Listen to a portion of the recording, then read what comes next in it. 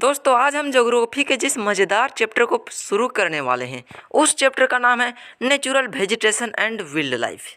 भाई ये ज्योग्राफी का ना 5वां चैप्टर है और इस चैप्टर को पढ़ने के लिए देखो हम लोग क्या क्या यूज करने वाले हैं। भाई तुम्हें तो पता ही होगा मैं प्रैक्टिकली पढ़ाता हूँ, तो प्रैक्टिकली यूज करना तो ज़रूरी है ना यार। तो चलो फटाफट से प्रैक्टिकली पढ़ाई को शुरू करते हैं। सबसे पहले इस चैप्टर का हेडिंग ही देखो, नेचुरल वेजिटेशन। तो सबसे पहले तुम्हें मैं समझा लेता हूँ कि नेचुरल वेजिटेशन किसे कहते हैं। भाई सिंपल भाषा में समझो, नेचुरल वेजिटेशन प्लांट्स का ग्रुप होता है जो कि अपने से उगा हुआ होता है। बहुत सारे प्लांट्स का ग्रुप होता है जो कि नेचुरली उगा हुआ होता है, यानी अपने से, उसमें इंसानों का कोई हाथ नहीं होता, उसे नेचुरल वेजिटेशन कहते हैं। तुम अपने चारों ओर देख के बताओ कि तुम्हारे चारों ओर में कहाँ पर नेचुरल वेजिटेशन है। मेरे दिमाग में तो आ रहा है कि जंगल सबसे बढ़िया एग्जाम्पल है नेचुरल वेजिटेशन का, क्योंकि भाई जंगल में बहुत सारे प्लांट्स का ग्रुप होते हैं और वो अपने से उगे हुए होते हैं, उसे कोई आदमी नहीं उगाता, वो तो अपने से नेचुरली एक छोटा सा बीज से बड़ा बड़ा पौधा बन जाता है। भाई जंगल सबसे बेस्ट एग्जाम्पल मुझे लगा है। तुम्हारे दिमाग में कोई अलग एग्जाम्पल आ रहा हो तो नीचे कमेंट बॉक्स में बोल सकते हो। यार नेचुरल वेजिटेशन से जुड़ा हुआ और एक बात बताना था, वर्गिन वेजिटेशन। ये बिल्कुल सेम है दोस्त, जैसा नेचुरल वेजिटेशन होता है ना वैसा ही ये है, लेकिन लेकिन लेकिन बस थोड़ा सा अंतर है। नेचुरल वेजिटेशन ही कोई लंबा समय तक हो जाता है ना दोस्त, तो उसे विग्रीन वेजिटेशन कहते हैं। सीधा साधा तो डेफिनेशन है दोस्त। विग्रीन वेजिटेशन में क्या करना है, नेचुरल वेजिटेशन का डेफिनेशन लिख के लास्ट में लॉन्ग पीरियड लिख देना है या तो लॉन्ग टाइम लिख देना है, बस विग्रीन वेजिटेशन का डेफिनेशन कंप्लीट। तो चलो इंडिया के कुछ फैक्ट्स जान लेते हैं जो कि तुम्हें जानकर बहुत हैरानी होगी। भाई चलो जल्दी जल्दी से उस फैक्ट को जानते हैं। यार इंडिया कोई छोटा मोटा देश नहीं, बहुत बड़ा देश है। और तुम्हें ये जानकर हैरानी होगी कि पूरे भारत में 47,000 किस्म के पेड़ पौधे पाए जाते हैं। 47,000, 47 नहीं 47,000। जैसे कि मेरे पास यहाँ पर 3 किस्म के पौधे हैं, धान, मक्का और ये सरसों का पौधा। सिर्फ मेरे पास तो 3 किस्म का है, लेकिन पूरे भारत में 47,000 किस्म का पौधा पाया जाता है, पेड़ पौधा, जिसमें कि 15,000 पेड़ पौधा फूलने वाला पौधा होता है। जैसे भाई गुलाब फूल, मेरी गोल्ड का फूल। भाई मेरी गोल्ड को हमारे तरफ तो गेंदा का फूल कहते हैं, तुम लोग तरफ क्या फूल कहते हैं ज़रा कमेंट बॉक्स में लिख के बताओ। भाई भारत देश में ना दुनिया का 6% फूल पाया जाता है, नहीं समझे। देखो भाई मान लो ये दुनिया है ना, तो ये दुनिया में जितना भी फूल पाया जाता है ना तो उसका 6% भारत का फूल रहता है। समझ सकते हो कितना ज़्यादा अमाउंट होता होगा सिर्फ भारत का दोस्त। और इसी कारण से पूरी दुनिया में भारत को किस नाम से जानते हैं, one of the 12th mega biodiversity country. Biodiversity किसे कहते हैं ये हम थोड़ा देर बाद जानेंगे। पूरी दुनिया में भारत 12th नंबर में आता है। भाई बायोडाइवर्सिटी उसे कहते हैं जहाँ पर प्लांट्स और एनिमल्स पाया जाता है, जैसे कि फॉरेस्ट मान सकते हो। बायोडाइवर्सिटी मतलब समझ लिए ना।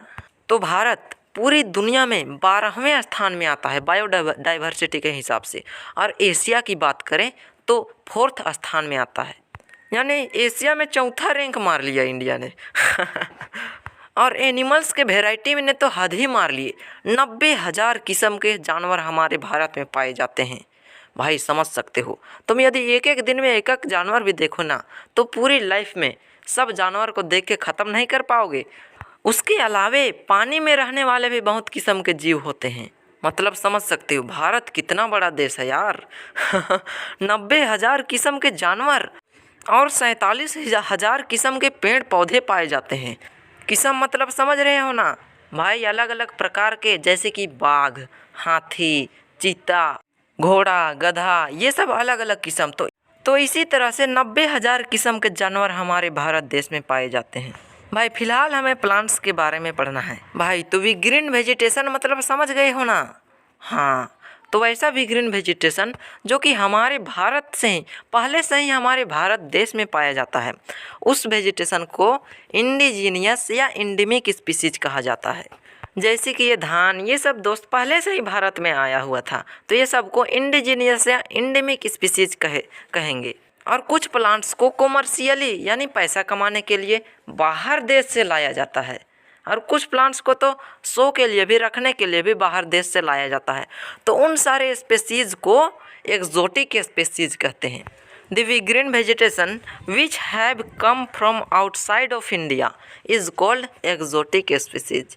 भाई जैसे तंबाकू, ये सब इंडिया में नहीं था यार, दूसरा देश से लाया गया है, ये सब कॉमर्शियली लाया गया है यार। तो तुम जब जंगल घूमने जाते हो ना, तो सिर्फ पौधे तो नहीं देखते हो, बहुत सारे जानवर भी तो देखते हो जो कि तुम्हें डरा देते हैं। तो यार जो तुम पेड़ पौधे देखते हो ना, उसको फ्लोरा कहते हैं, और जो तुम जानवर देखते हो उसे फाउना कहते हैं। डेफिनेशन देख लो, flora is used to denote plants of particular reason.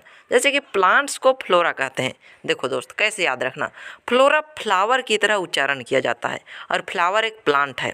तो इसी से तुम याद कर सकते हो कि फ्लावर से फ्लोरा, यानी फ्लोरा प्लांट्स को कहते हैं। और फाउना का भी डेफिनेशन देख लो, फाउना हम लोग एनिमल को डिनोट करने के लिए यूज़ करते हैं। भाई अब हम आ गए हैं सबसे इंटरेस्टिंग क्वेश्चन की ओर। भाई दुनिया की बात छोड़ो, भारत की बात करते हैं। देखो दोस्त, भारत देश में ऐसे ऐसे स्टेट हैं जहाँ पर कुछ खेती भरपूर होती है और कुछ खेती नहीं के बराबर होती है। जैसे कि बात हमारे झारखंड के ही कर लेते हैं। यहाँ पर दोस्त सबसे ज़्यादा खेती धान की होती है और जूट की खेती नहीं के बराबर होती है। तो इसी तरह से बहुत सारे स्टेट में होता है दोस्त, कुछ खेती बहुत ज़्यादा होती है तो कुछ खेती नहीं के बराबर होती है। भाई सच बताऊँ ना, तो मैं झारखंड में अभी तक ना जूट का खेती देखा ही नहीं हूँ। और स्टेट का तो पता नहीं, लेकिन पंजाब में मैंने सुना है कि बहुत सारा गेहूं का खेती होती है, धान की नहीं, गेहूं की। वहाँ पर धान नहीं के बराबर होती है दोस्त। तो हमारा क्वेश्चन ये है कि ऐसा क्यों होता है कि पंजाब में सबसे ज़्यादा खेती गेहूं का होता है, धान का कर देने से क्या दिक्कत है, और हमारे झारखंड में बहुत सारा खेती धान का होता है, यहाँ पर जूट का खेती नहीं के बराबर क्यों होता है। और तुम्हें बहुत सारे प्लांट्स भी जगह जगह पर देखने को मिलेंगे और जगह जगह पर दिखने को नहीं मिलेंगे। जैसे कि कैक्टस यार, बहुत जगह पर नहीं मिलता है, और यदि तुम डिजर्ट में चले जाओ ना, कैक्टस का ढेर मिलेगा। भारत के कुछ स्थानों पर ऐसे ऐसे जानवर मिलते हैं ना दोस्त, जो कि दूसरे स्थान पर नहीं मिलते हैं। ऐसा क्यों होता है, ये सारा रीजन हम लोग जानेंगे दोस्त, बहुत मज़े में जानेंगे, इस सब का पूरा कारण जानेंगे कि यार कुछ किस्म के जानवर लोग यहाँ पर पाए जाते हैं लेकिन यहाँ पर नहीं के बराबर पाए जाते हैं। यहाँ पर बहुत ज़्यादा है इसलिए खेती को नुकसान कर रहा है, तो यहाँ पर नहीं के बराबर इसलिए बहुत सारे लोग देखने के लिए तरस रहे हैं। तो यार फिलहाल प्लांट के बारे में देख लेते हैं। तो भाई प्लांट 3 फैक्टर से इफेक्ट होता है।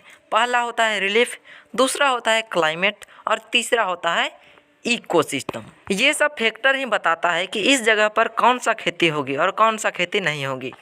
भाई भारत के बहुत स्थानों पर पहाड़ पाए जाते हैं, तो बहुत स्थान पर प्लेन पाए जाते हैं, बहुत स्थान पर डिजर्ट भी पाए जाते हैं। तो अलग अलग जगह पर अलग अलग प्लांट पाए जाते हैं। इस सब के बारे में डीपली अभी पढ़ेंगे दोस्त। अब बात करें क्लाइमेट की, तो भाई बर्फ़ जहाँ पर होता है ना, वहाँ पर यदि आलू लगा दो ना तो तुरंत ख़त्म हो जाएगा। इसलिए जहाँ पर बर्फ़ गिरता है वहाँ पर कुछ खेती ही नहीं होती है। तो क्लाइमेट भी ये तय करता है कि कहाँ पर कौन सा पेड़ पाया जाएगा। और लास्ट फैक्टर है इकोसिस्टम। तो चलो सबसे पहले हम लोग रिलीफ के बारे में जानते हैं, है ना। रिलीफ का फर्स्ट फैक्टर है land. The nature of land influence the type of vegetation. मतलब भाई जैसा ज़मीन होगा वैसा ही ना खेती होगा। बहुत सारे फर्टाइल लैंड में अच्छे अच्छे खेती होते हैं, और जहाँ पर डिज़र्ट पाए जाते हैं वहाँ पर खेती कहाँ होगा दोस्त। वहाँ तो बहुत सारे कांटे मिलते हैं, कैक्टस मिलते हैं, बहुत सारे कांटेदार झाड़ियाँ मिलते हैं। और जहाँ का ज़मीन एकदम उपजाऊ नहीं है वहाँ पर क्या पाए जाएंगे, वहाँ पर घास सब मिलेंगे, पेड़ सब मिलेंगे, जहाँ के जानवर लोग अपना डेरा बनाएंगे। यानी वहाँ पर रहेंगे दोस्त। पेड़ सब में देखते हो ना बहुत सारा बंदर रहते हैं, और ग्रासलैंड में भी बहुत सारा जानवर सब रहते हैं। तो ये भी काम में आ जाता है बहुत सारे जानवरों के घर के लिए। अगला फैक्टर है रिलीफ का सोइल। सोइल मतलब समझते हो ना, मिट्टी यार, मिट्टी। बहुत सारे किस्म के भारत में मिट्टी पाए जाते हैं यार। तो अलग अलग किस्म के मिट्टी में अलग अलग फसल होते हैं। इसका मतलब पंजाब और झारखंड का मिट्टी अलग होगा। और डिजर्ट की मिट्टी की बात करें तो उसमें तो यार खाली बालू होता है, उसमें यदि तुम कोई खेती लगा दो ना तो तुरंत वो मर जाएगा। वहाँ सिर्फ कैक्टस उग सकते हैं और कांटेदार झाड़ियाँ हो सकते हैं। वहाँ पर तो खेती का तो कोई चांस नहीं है भाई भारत में ना बहुत सारे ऐसे जगह हैं जहाँ पर बहुत अच्छी मिट्टी पाई जाती है, यानी बहुत फर्टाइल लैंड दोस्त। तो वहाँ पर मैनग्रोव एंड डेल्टा वेजिटेशन पाया जाता है। खेती सब वहाँ पर बढ़िया होता है दोस्त। और पहाड़ी क्षेत्र के मिट्टी में वहाँ पर कोनिकल ट्रीज पाए जाते हैं, यानी वहाँ के ट्रीज कोन के टाइप से दिखते हैं दोस्त। तो दोस्तों आज के लिए तो बस इतना ही, मिलते हैं नेक्स्ट पार्ट में। और कल हम लोग क्लाइमेट और इकोसिस्टम के बारे में पढ़ें। आई होप यार तुमने डीपली रिलीफ फीचर के बारे में जान लिया होगा। तो चलो मिलते हैं नेक्स्ट पार्ट में। बाय बाय यार, सब्सक्राइब करके बेल आइकन को दबाना मत भूलना। ऐसे ही वीडियो इस चैनल पे मिलती रहती है।